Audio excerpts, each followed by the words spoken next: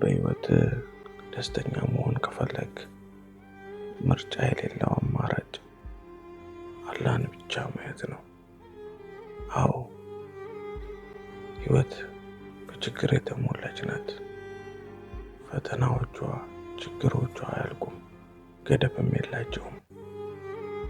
የሁሉም ነገር ግን ማብቂያውና የሁሉም ነገር ገደብ የሚኖርበት ቦታ አንድ ቦታ ብቻ ነው።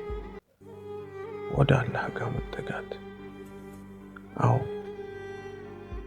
አላህን የያዘ ጌታውን የያዘ በመከራ ውስጥም በስቃይ ውስጥም በየትኛውም ፈተና ሆኖ ግን ደግሞ ደስተኛ ነው። እርካታን፣ መረጋጋትን ያገኛል። መታገስ የሚባለውን ነገር በተግባር ይኖራል።